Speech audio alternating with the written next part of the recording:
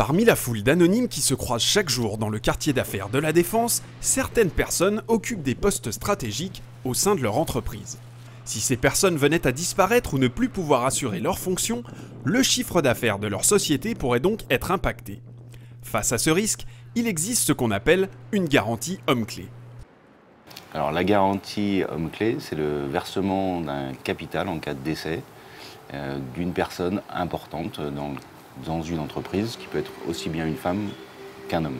Capital donc qui revient à l'entreprise, qui constitue un apport de trésorerie et qui a vocation à faire en sorte que l'entreprise puisse assurer son activité, le maintien de son activité et par principe sa pérennité.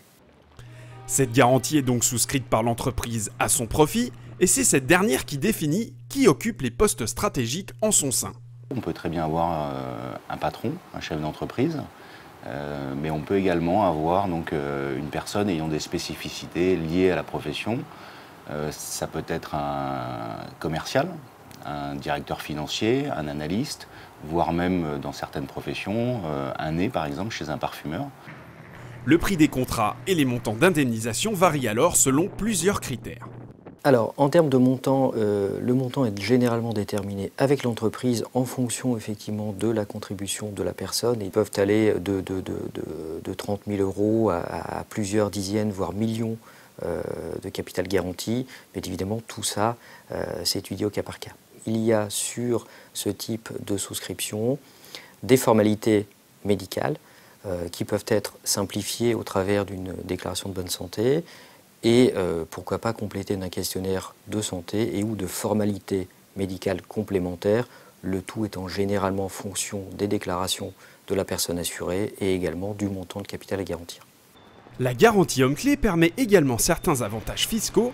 La cotisation annuelle, par exemple, est déductible des impôts.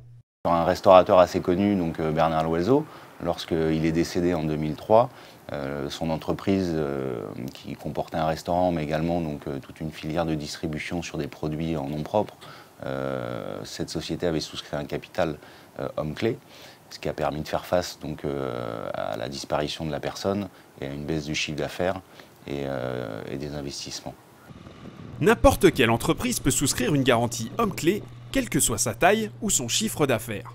Plutôt méconnue, cette assurance est pourtant très utile quand on sait qu'en France, un tiers des entreprises cessent leur activité à la suite de la disparition d'un collaborateur indispensable.